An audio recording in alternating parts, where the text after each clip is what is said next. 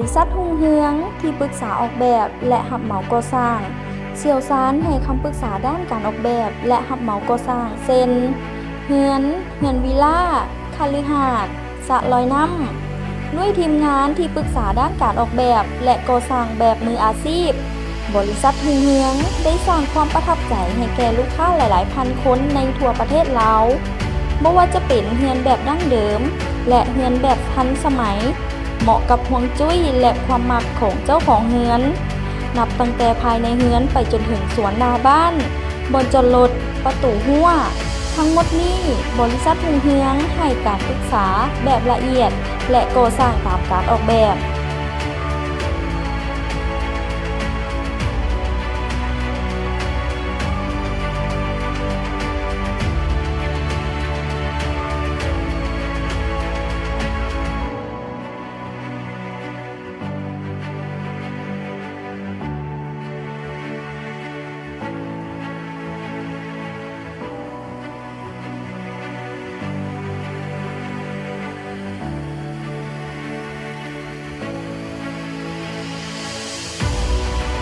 รุ่งเรืองสร้างเรือนให้ทานคือเฮาสร้างเรือนให้ตนเอง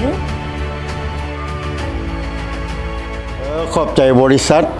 รุ่งเรืองการสร้างที่ได้สร้างเรือนเป็นผู้รับเหมาถือว่าถูกต้องถือว่าดีใจหลายว่างามหลายสมใจขอบใจมอบกระตังงบก็ได้มันโชคดีมีแหงแข็งร่ำรวยมาอยู่ร่ำรวยขึ้นไปร่ำรวยไปเรื่อย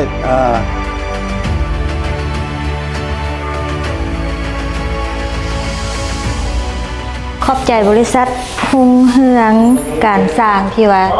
มารับเหมาก่อสร้างให้เฮาทั้งรวมทั้งเรื่องออกแบบก็แม่นเพิ่นช่วยออกไอเดียมีหยังต่างๆในการปรับแบบปรับอีหยังให้มันเข้ากับเรือนของเฮานี่นะเรือนเฮายังบ่แล้วคักแต่ว่าอยากขึ้นไวๆเพิ่นก็ช่วยเร่งให้ดงเฮ็ดเรียกดีหลายขอบใจหลายๆอ้าย